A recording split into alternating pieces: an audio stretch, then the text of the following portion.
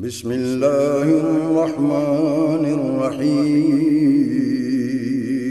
شروع اللہ کے نام سے جو بڑا مہربان نہایت رحم والا ہے۔ ومن اہل الکتاب من ان تأمنہ بدینار من ان تأمنہ بقنطار یؤدیہ الیک، اور بعض اہل کتاب ایسے ہے ان تأمنہ من ان تأمنہ بقنطار، کہ ان کے پاس اگر بہت سارے مال رکھ دو گے یؤدیہ الیک، تو وہ تمہاری طرف ادا کریں گے۔ ومنہم من ان تأمنہ بدینار لا یؤدیہ الیک، اور ان اہل کتاب میں بعض ایسے ہیں اگر تم ان کے پاس 1 دینار امانت رکھو گے تو لا یؤدیہ الیک، تو وہ تمہاری طرف واپس نہیں کریں گے، الا ما دمت علیہ قائما، الا ما دمت علیہ قائما، مگر یہ کہ تم برابر اس کے سر پہ کھڑے رہو۔ ذالک بانہم قالوا لیس علینا فی الامیین سبیل، یہ اسی لیے کہ انہوں نے کہا ہے کہ ان امیین کے بارے میں، ان امیین کے حوالے سے ہم پر کوئی مواخذہ نہیں، کوئی پکڑ دکڑ نہیں۔ وَيَقُولُونَ عَلَى اللَّهِ الْكَذِبَ وَهُمْ يَعْلَمُونَ، اور وہ اللہ پر جھوٹ بولتے ہیں حالانکہ وہ جانتے ہیں کہ یہ جھوٹ بولنا گناہ ہے اور یہ جو ہم بولتے ہیں یہ جھوٹ ہے۔ فَلَا مَنْ أَوْفَى بِعَهْدِهِ وَاتَّقَى فَإِنَّ اللَّهَ يُحِبُّ الْمُتَّقِينَ، بھلا ہاں بالکل کیوں نہیں، جس نے اپنے عہد کو پورا کیا اور تقوی اختیار کی تو بلا شبہ اللہ رب العالمین یحب المتقین، اللہ رب العالمین متقین کو پسند کرتا ہے، بلا شبہ کرتا ہے۔ آیات مذکورہ میں اہل کتاب کے 2 طبقوں کا بیان ہے۔ پہلا طبقہ یہ ہے جنہوں نے اسلام قبول کیا، اور دوسرا طبقہ وہ ہے جنہوں نے اسلام قبول نہیں کیا۔ پہلا طبقہ جنہوں نے اسلام قبول کیا ہے یہ امانت دیانت کے پیکر ہے، اور جو دوسرا طبقہ ہے جنہوں نے دین اسلام قبول نہیں کیا ہے وہ خیانت کے مظہر اور مرتکب ہے۔ معالم التنزیل نے لکھا ہے کہ یؤدیہ الیک سے مراد وہ اہل کتاب ہے جنہوں نے ایمان لایا ہے، مثلا سیدنا عبداللہ ابن سلام رضی اللہ تعالیٰ عنہ، اور لا یؤدیہ الیک سے مراد وہ اہل کتاب ہے جنہوں نے ایمان نہیں لایا ہے، دین اسلام قبول نہیں کیا ہے، جیسا کہ کعب ابن اشرف اور سیدنا عبداللہ ابن عباس رضی اللہ تعالی عنہما کا قول ہے کہ عبداللہ ابن سلام رضی اللہ تعالی عنہ جو پہلے یہودی تھے، ان کے پاس ایک شخص نے 1200 اوقیہ سونا بطور امانت رکھ دیا، اور پھر اسی امانت کو اسی طریقے سے واپس کیا، اس میں کسی قسم کی تغیر یا تبدیلی نہیں۔ اور دوسرا فخاس ابن عزوا، یہ یہودی تھا، ان کے پاس ایک قریشی نے 1 دینار رکھا، لیکن اس بدبخت نے اس میں بھی خیانت کی۔ اصل تو یہ ہے کہ یہ یہود جو ہے یہ خیانت گر ہے، خائن ہے، اور البتہ ان کے سر پر کڑے رہو مسلسل برابر کڑے رہو اور دباؤ میں آ کر وہ پھر ادا کریں گے تو وہ تو علیحدہ بات ہے، لیکن بغیر دباؤ کے یہ یہودی انسان کے بچے نہیں بنتے۔ ابو بکر جساس نے احکام القرآن میں لکھا ہے جلد 2 صفحہ نمبر 17 میں کہ الا ما دمت علیہم قائما سے یہ مسئلہ ماخوذ ہے اور آیات دلالت کرتا ہے، فرماتے وقد دلت الآیت علی ان للطالب ملازمۃ المطلوب للدین، مطلب یہ ہے کہ جن کا حق ہے وہ اس کے پیچھے پڑھ سکتا ہے، اس کا پیچھا کر سکتا ہے، جس پر حق ہے ان سے اپنا حق لے سکتے ہیں اور حق چھینا جاتا ہے۔ لیکن اہل کتاب جو ہے وہ تو خیانت کے عادی ہے، لیکن امت مسلمہ مسلمانوں کے لیے یہ پیغام ہے، تنبیہ ہے کہ آپ لوگ قرض اور امانت کے ادائیگی میں ٹال مٹول مت کیجیے۔ نبی علیہ الصلوۃ والسلام نے فرمایا مطل الغنی ظلم، غنی کا ٹال مٹول جو ہے یہ ظلم ہے۔ البتہ یہودیوں کا مسئلہ یہ ہے کہ یہ لوگ جہالت کی کشتی میں سوار ہیں۔ ان یہودیوں کا عقیدہ یہ ہے کہ جو بندہ ہمارے دین پر نہیں ہے، ان کا مال کھانا، ان پر ظلم کرنا، اس کا قتل کرنا، یہ سب چیزیں یہ لوگ اپنے لیے حلال سمجھتے ہیں۔ اور حضرت امام حسن سیدنا امام حسن رضی اللہ تعالیٰ عنہ کا قول ہے کہ زمانے جاہلیت میں عربوں نے یہودیوں کے ساتھ کچھ معاملات بھی کی، خرید و فروخت تھے، معاہدے تھے، تجارت تھی۔ بعد میں جب عرب مسلمان ہوئے اور یہودیوں سے اپنا حق مانگا تو یہودیوں نے انکار کیا اور کہتے ہیں کہ لیس علینا فی الامیین سبیل، یہودی اس عربوں کو ان پڑھ کہتے ہیں، امی کہتے ہیں کہ ہم پر ان ان پڑھوں کا، ان امیین کا کوئی حق نہیں ہے۔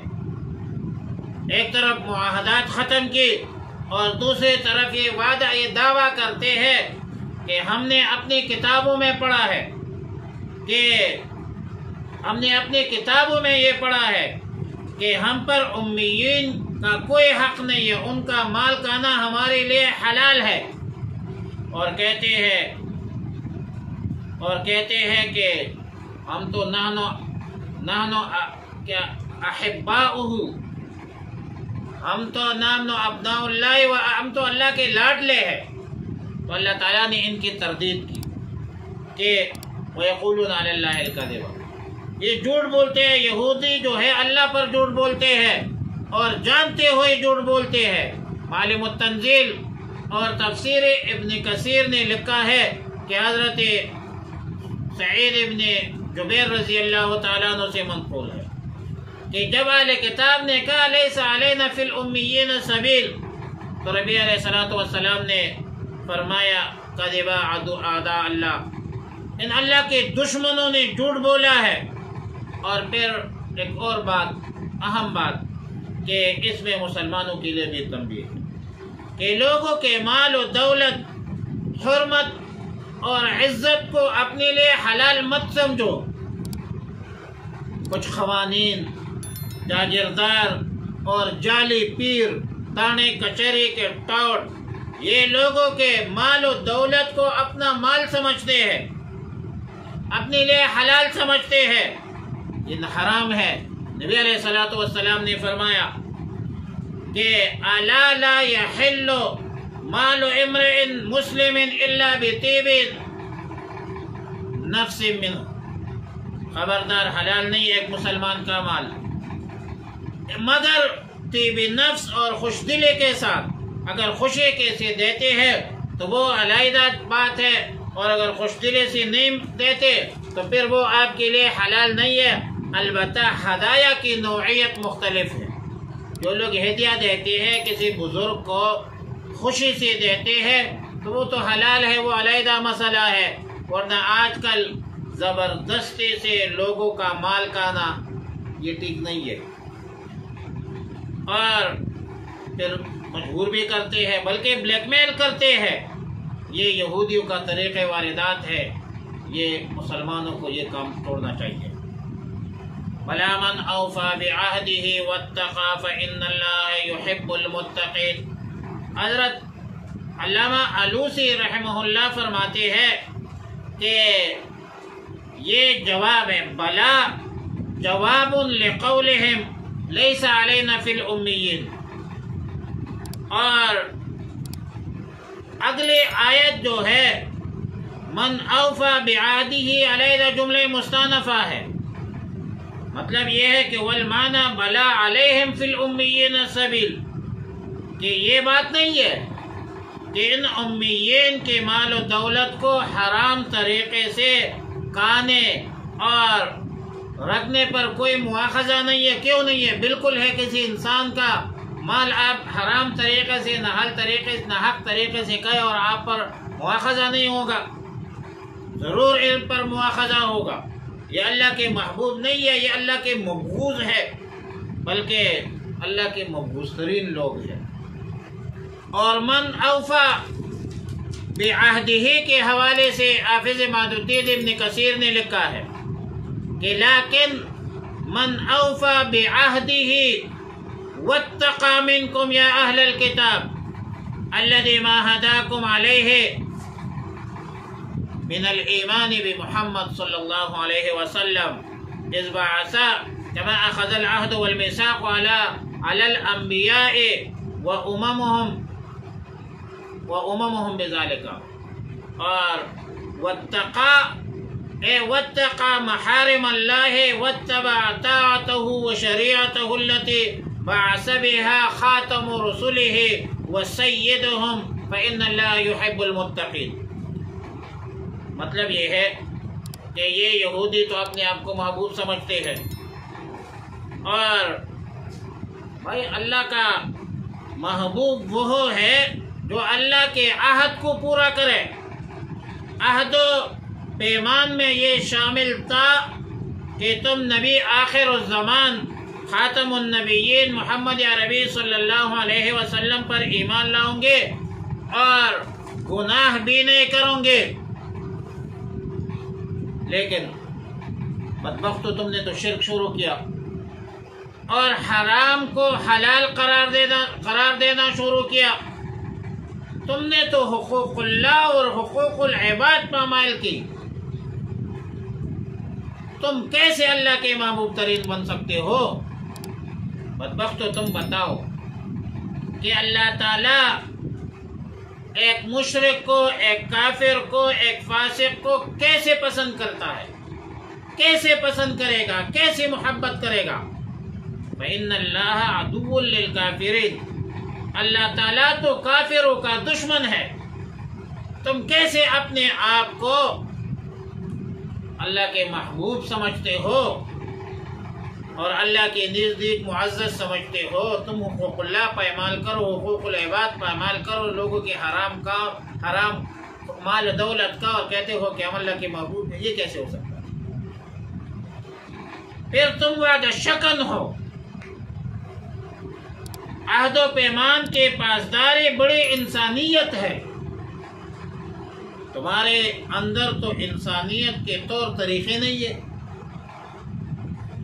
اللہ کے وعدے کو توڑتے ہو، بندوں کے ساتھ وعدے کر کے وعدوں کو توڑتے ہو اور کہتے ہو کہ ہم محبوب ہیں۔ لعنت ہے تم لوگوں پر۔